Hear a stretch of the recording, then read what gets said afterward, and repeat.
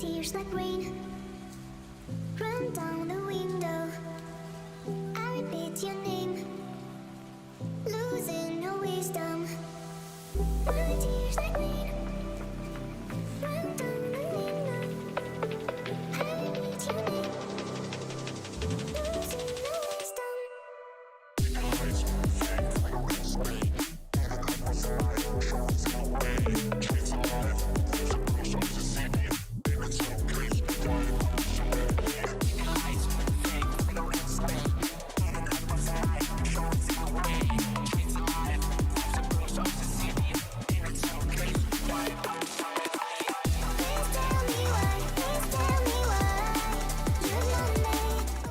Hi guys, and welcome back to the channel at VAG Technique. We have another boring video with 1.8 turbo S3. So we've been on a racetrack, Donington. It was a great weekend. I'll put you the best of footage. And we went there to actually try the car because before it was a bit of a boosty, not boosty, and there were some issues. I thought I didn't done properly the boost gauge and there was a leak, so we redone it. It seems to be okay, so we went for Donington racetrack, and a few of the laps were not really well. They were not 100% boosting, and we just finished it I don't know, we drove 4 hours straight, or 4 hours altogether with a bit of breaks here and there. So the car handle is pretty alright, there's nothing wrong with it, still going straight, not shaking, didn't cook the brakes, engine runs and stuff, but randomly it's just not boosting. So in this video we will try to sort out why it's not boosting. Also, they have the car over the weekend. I have to clean it up a bit because the roads were really salty. Don't want to have the car dirty, and also I want to clean up the wheels from all the brake dust and stuff. And I'll be fitting the cruise control because we want to go to Europe, and cruise control is very important to have. And also we will be replacing all the PCV breather hoses and pipes underneath the intake. So yeah, stay tuned. Let's get to it.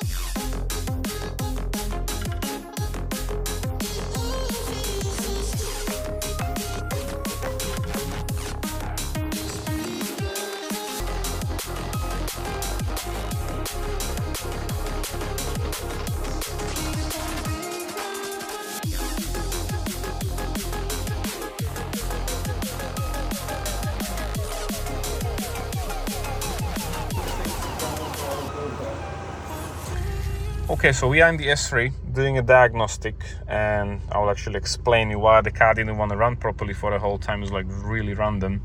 So we have an engine light on. Reason for that is because if you're gonna check the fault codes, we have different coil packs in there now, which were in the TT origin, and it shows ignition circuit open.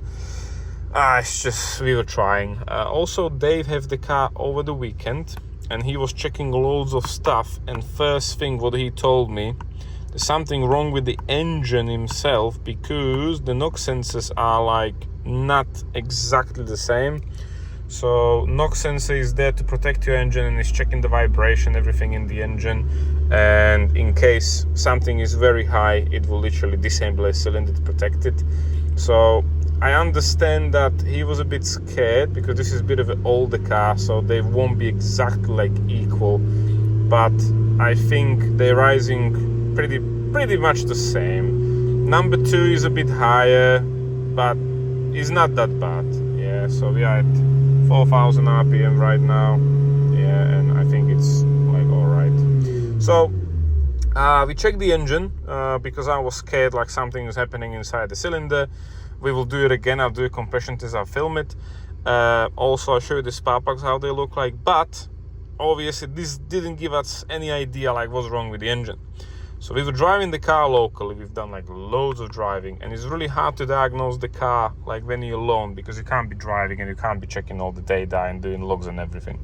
So I do have the boost gauge, which is disconnected now, but that was giving me an idea that I should do 0.7, 0.8 bars, and sometimes it only shows 0.4, and it was a bit funny.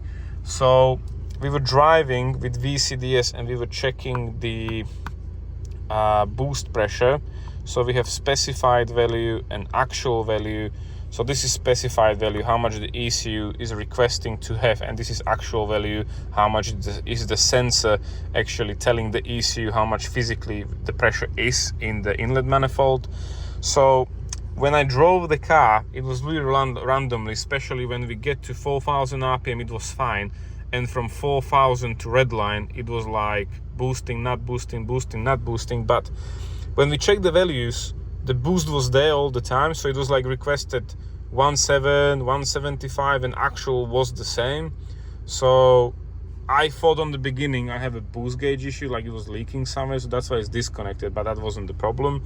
So we kept driving it, we were checking more stuff, and we get to the point when we try to check fuel, but we can't check like fuel pressure because this only have low fuel pressure and it doesn't actually have a high fuel pressures. This is only correction factor, there's nothing. So we were checking actually the air mass meter.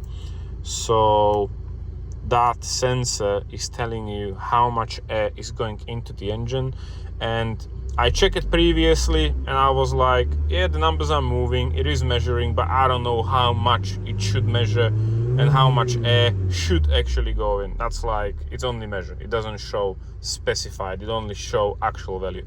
So we drove the car, and when I was going over 4,000 RPM and it happened, the air mass meter sort of gets stuck, but it's really hard to say it was stuck because the VCDS is not quick enough when you're driving the car to say if it's actually a reading which is a faulty reading or there's actually a problem with the sensor.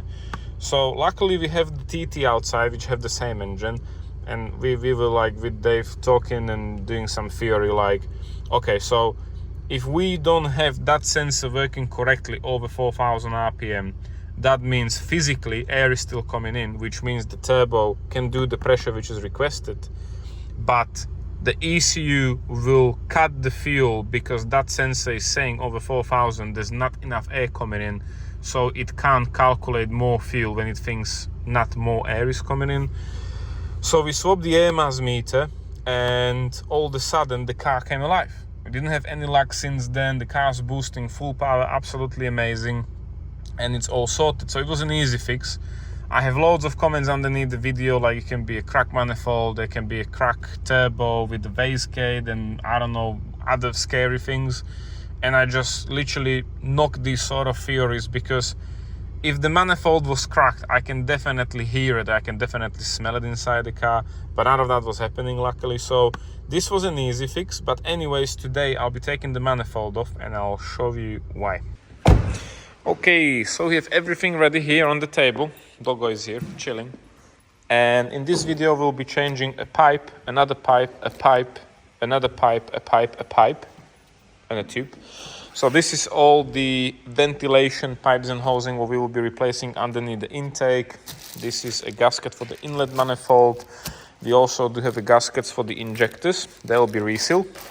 Reason why I'm changing all this, it's a bit disintegrated, it looks bad, so we will put everything new.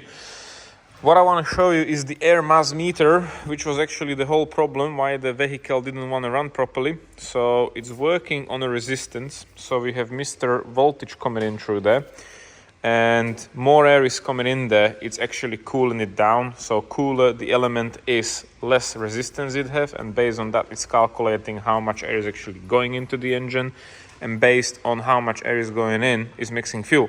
So if we don't have more calculated air coming in, not more fuel is allowed to go into the combustion chamber. So this was replaced because it didn't measure over 4,000 RPM, so that was faulty. And we can finally start working on the car. So let's remove the inlet. Meow. So it looks a bit sad at the moment because we were testing it. I put different cold packs, what I mentioned, so we gotta put those back on. I disconnect the boost gauge, so we gotta sort out all that. I wanna clean up the whole engine where I couldn't clean it, and I wanna do as much as I can while the inlet manifold is off. So I think we can start up.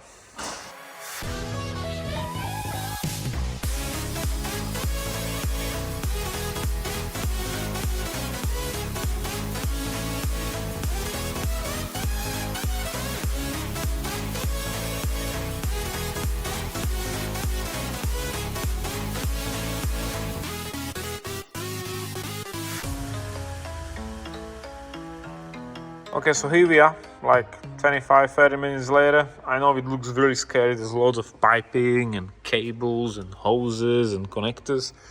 But trust me, it's not that bad. You can probably tell that the engine is a bit older.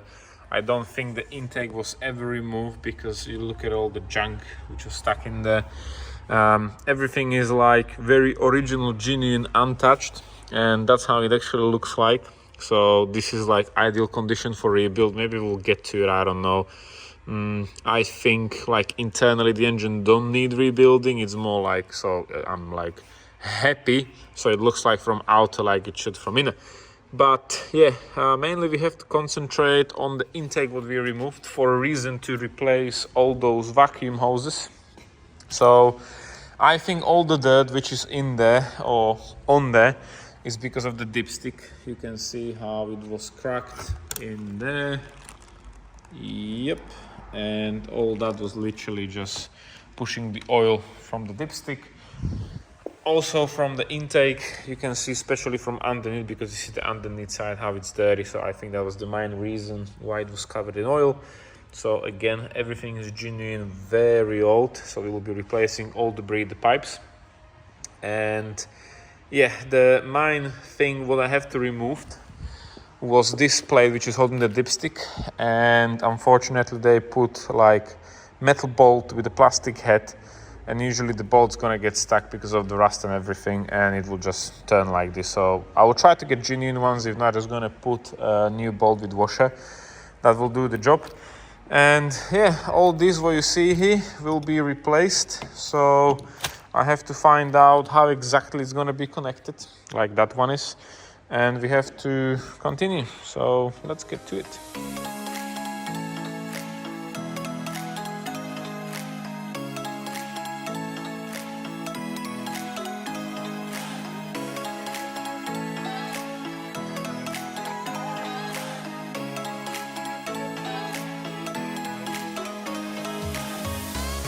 So the engine is pretty much cleaned up, and we can move on to the intake with all the breather hoses and pipes.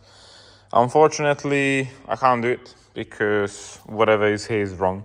The only good bit what arrive is actually this bit here, and all the other breather hoses and pipes are different.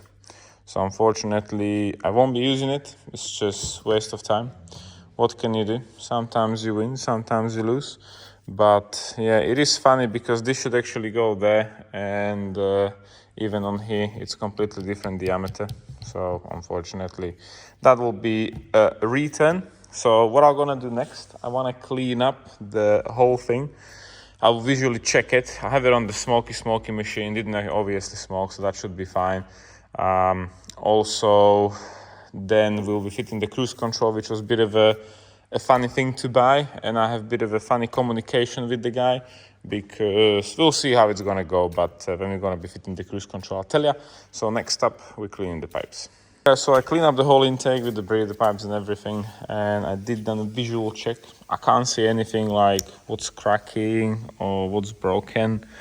So like I said, I've done a pressure test, or I've done a smoky test, and it wasn't leaking, but I thought if I'm gonna strip it down and literally do it, I would like to replace it, but I can't because wrong stuff.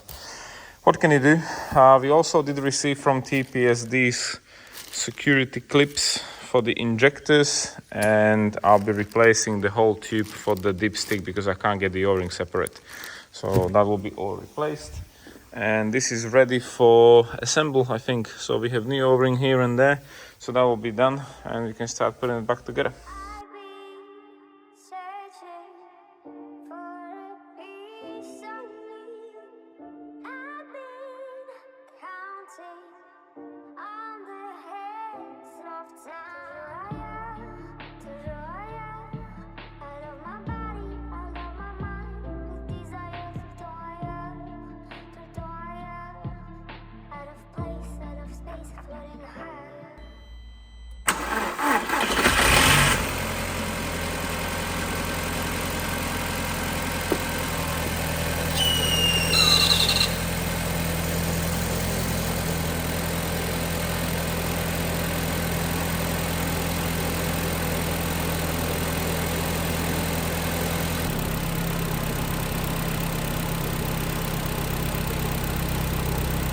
Okay, so the engine did start, which is a good sign, always a good sign when the engine was running before and is running even now.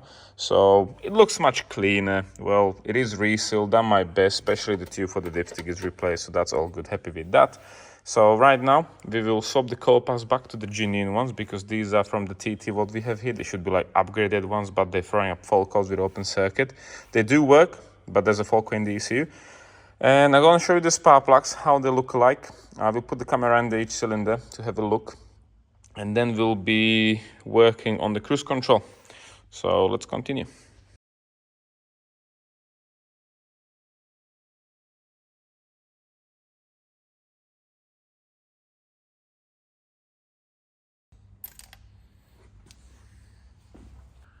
Okay guys, so this is the spark plugs, what I put into the car, the genuine Audi plugs, and they've done like 1800 miles. As soon as I took them out, when we were like testing it with Dave, I did told them like that's running like really lean, which he agreed. And I'm really happy that the whole fault code actually was just the EMAS meter which was replaced. So luckily there's no damage. I'm just gonna show you the internal, how the each cylinder looks like, and we can put the coil pads back in. So in my opinion, the engine inside, internally, the piston and the whole cylinder look really clean, almost like a brand new engine. So this is the second piston, second cylinder, looks good. The cylinder walls are like brand new. There's absolutely not a scratch on them. They look really good. Looking good.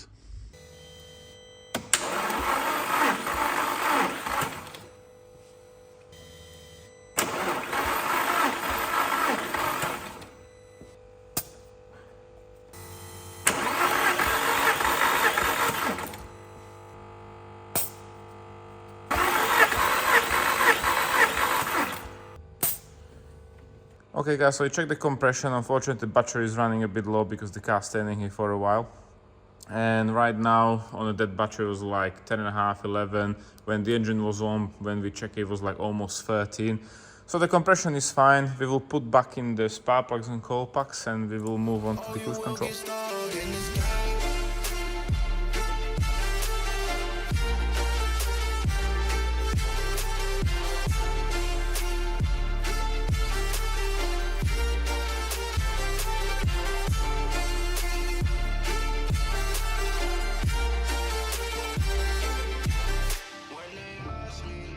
Okay, so we have a cruise control here. Unfortunately, it wasn't as straightforward. I did want to install the cruise control before Donington. However, I ordered this on eBay. It's not genuine, it's some kind of an aftermarket stuff, but it should work. However, the company what I used, which is right here, unfortunately, a really bad experience. So simply net trade GmbH. This is the address. The phone number what they have on the website is not working. And reason why I'm mentioning the company in a bad ways, on the listing it says that the original what I ordered was without this wiring, so only this literally came in the post. And I have a wiring diagram for it, and I found out for the 1.8 S3, which says in the listing it will fit, it's not enough. I needed the extra wiring. So I sent them a message on eBay saying like, I need the extra wiring. He sent me a link and it was like additional 40 euros. I couldn't find it on TPS, so I was like, okay, 40 euros, well, let me have a think. And on eBay, I did found again for the same seller that actually he's selling for the same amount of money, the stock with the two wirings. And I was like, why should I pay extra 40 pounds or 40 euros for the wiring if it's the same price actually? So I text them again like, hey man, like, you know, I bought this. It says it will fit S3 and it will not fit without the extra wiring. So I told them like, you have the same listing with both of the wiring for the same amount of money. So why are you asking the extra money for this wire? He told me like, oh, you have to pay, blah, blah, blah. So I was like, you know what? I will return what you sent me on the beginning, and I bought another stock with the extra wire for the same amount of money, and I will return the first one. So I sent it by DPD. Since then I have no answer, no refund, no nothing. So unfortunately, bit of a dodgy. But be careful when you're buying something from eBay. I did try to open a case to get my money back because there is a tracking available. I send it back to the address, even though when I open the return, he shouldn't create a label, which is like linked with eBay, which he didn't. So the situation is very funny, and also I don't understand why he's asking extra money for something what should be including, because that's how the listing is. So yeah, I don't really want to be mentioning no one, but this is like taking the piss. It's not about the money, it's about the communication, and bad service is really bad. Well, we will fit it. If you're looking to do a retrofit cruise control, be careful, guys. Be very careful what you're buying, and definitely try to be more cautious than I was with the returning and everything, because I return something, I pay for my own money the postage, and I have no stock and I have no money. So yeah, but to fit the cruise control, we will be removing the wipers. We also have to remove the steering wheel. We have to get to the engine ECU. We have to get to that box where all the connectors underneath the wipers. So we'll be connecting it. And I'm really hoping later on today, it will be all working. So let's get to it.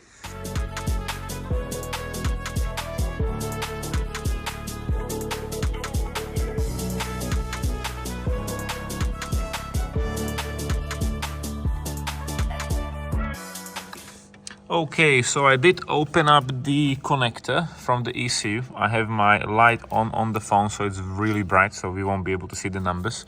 But you have to trust me on this. From this side, we have connector 63 to number, don't know, can't see. And from this side, we have 62 and 44. So we are plugging in 76, 75. Then 57, which will be, I believe, from the other side, yes, and number 38. So we have to do that. That'll be the 4 wires. Then from there, the wiring will go over there into the black one, and we'll be putting 1, 2, 3, and number 9. From the other side, we have to do it from the steering wheel. And of course, we have to put the main power supply through the fuse, and it should work. We have to do the coding afterwards, so let's get to it. Okay, so we put 3 connectors into the, or 3 wires into the white one in the black. So that was number 38, which is here. That was yellow. They are not like yellow, red or whatever, but they have writing on it. So this one says it's yellow, this one says it's red, blue and white. So that's all done. We can put it back in there. I have to remove these original connectors from there. We can put it back together. Then the wiring goes next up into there. So let's continue.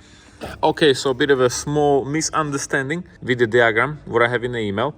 So it is like, to put them in, you have to take out this purple plastic. You can't take it out too much, because if you're going to slide out too much, it will literally not slide through. It will not allow you to put the connectors in there. So right now we have pin 1 to 1, pin 2 to 3, 3 to 3, and this one in number 9 says 4. However, it should go to number 4, but as you can see, number 4 is already taken. So I put it in number 9. Reason why, even the diagram says should go number 4. The other side of the wires, you can see number 1 is actually the thickest one, and that goes to number 1, number 2 goes to number 2, and then we have connector number 9, which is right here, and I'm not sure if you can see it. There you can see it. So basically it will fit to number 9. I don't know why it says number 4 on there when it should be number 9, but never mind. Luckily it's easy pin to pin connector, so we will not mess up. So I think from this side we are all done. I put back together all that. I still have to put the wiring somehow here so it's not in the wiper way. And we can move into the interior. So the steering wheel is coming off. We have to change the stalk. The plastic around the footwell needs to come off. I'm really hoping there won't be any bad excess. And let's continue. Inside the S3, so I have to remove the airbag, which means there should be on the new ones like a security pin, but this one have Torx bolt 1 and Torx bolt 2. Great, easier. I prefer to have a ball there because I know we're unscrewing something. The new ones have like a security pins where you have to like slide to inner, and then it's like the horns coming off and stuff. So I prefer the older ones. Also, we'll remove the whole plastic with the footwell, the side for the fuse box, and I'm really hoping there will be an easy access. So let's continue.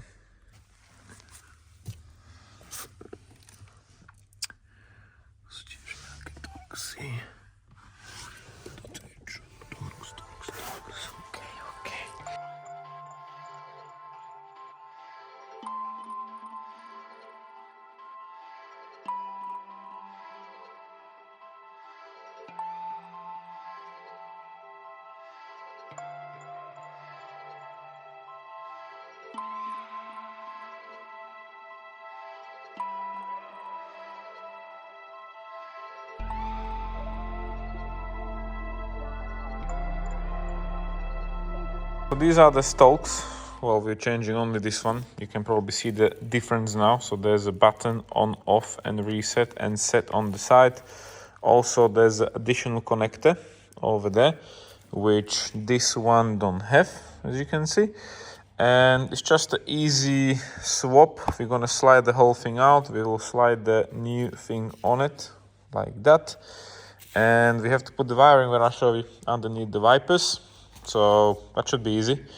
And definitely be careful with the ring for the steering angle sensor. If you're gonna turn it randomly, do some funny spinny stuff, you may actually damage it and it won't be in the zero as it should be, and you will never get a basic settings done on it. So we will continue with the stalks now and then the wiring.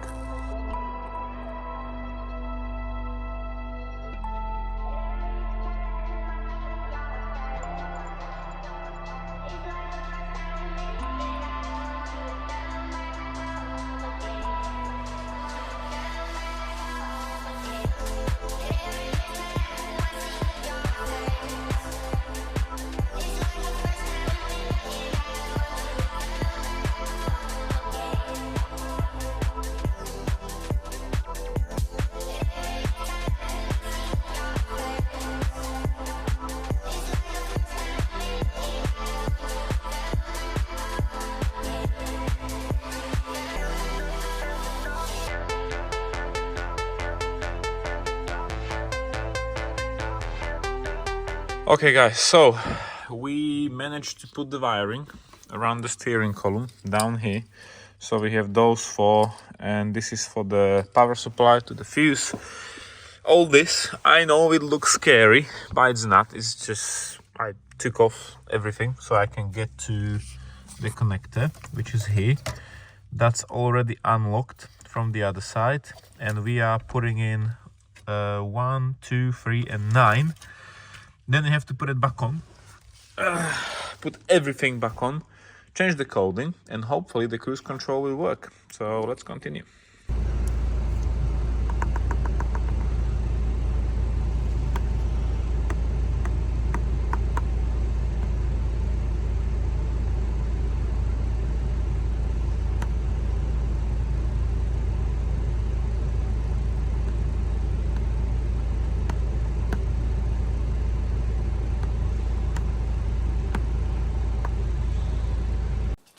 Okay guys, so we have day after. I was kicked out from the unit because we are too busy. So the guys are working on some customer cars. As you can tell, the car park is not looking really good. It's full again, but the good thing is the S3 is all sorted, and hopefully it should be ready to do 3,000 kilometer trip through Europe. So when you open the engine bay, it looks good. Everything was connected, so the cruise control was sorted. I managed to get this plastic cover underneath the windscreen, used one, cost me £120, can't get it new unfortunately. I did have a problem with the oil temperature. There was a broken wire, so I replaced that. I connect the turbo boost gauge again, so hopefully that will be working. But the main thing is we have to go for a drive and we have to test if the cruise control is actually working. So we're gonna hit the roads, we will check it one more time, and I will consider this as sorted.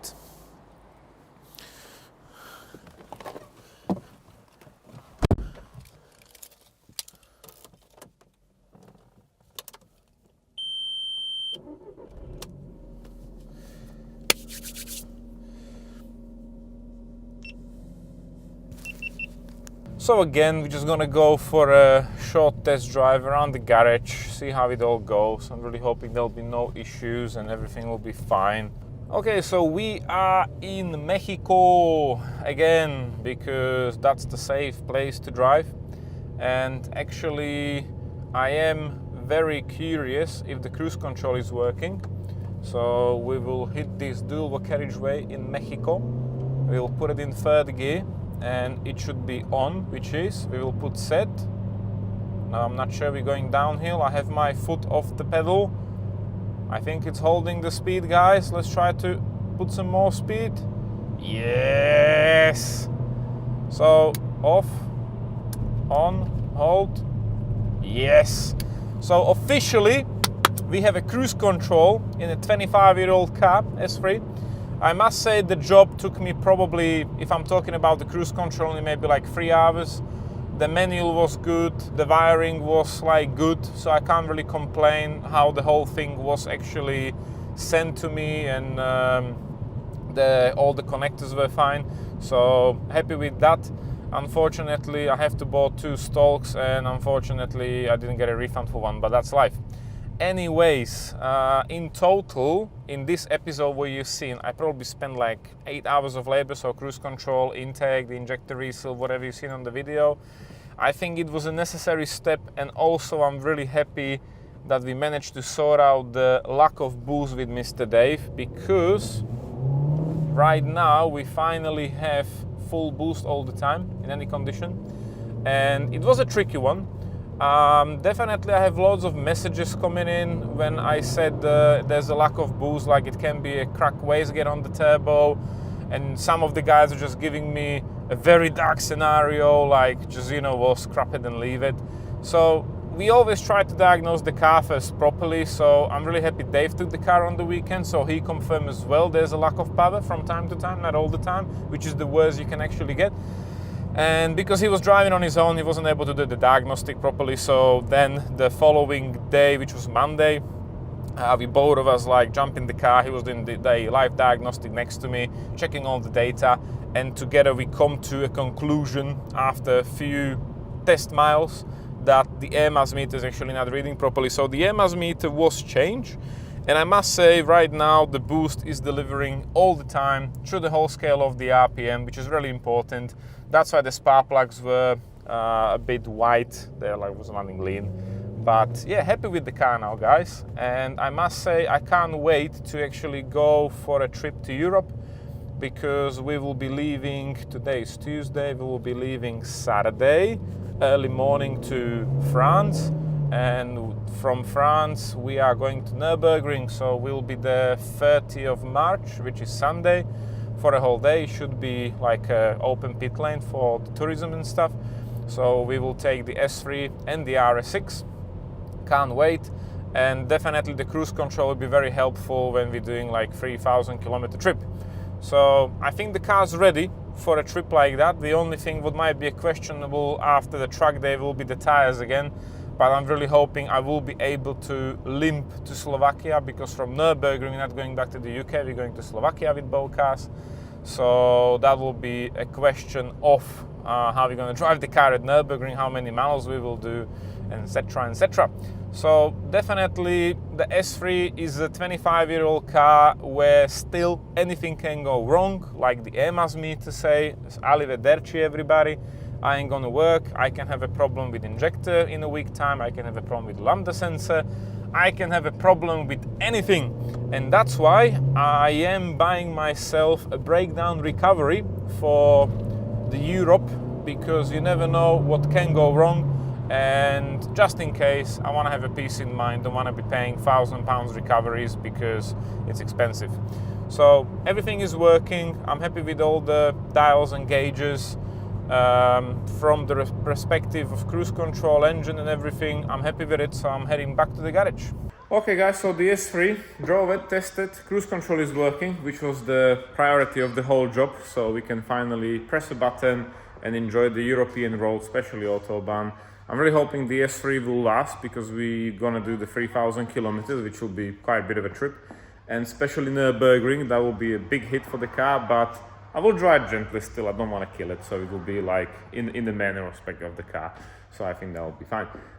Meanwhile, in the workshop, loads of things going on. We have a few B6, B7s for engine rebuilds, RS5, B8, which is a bit of a project car really. Another S5 B9, which was recently purchased. Engine overheat, need head gasket doing. We have a Bentley here for some diagnostic and stuff. So yeah, loads of things going on. But I'll be gone for a while. I'll be trying to posting at least some videos, see how it goes.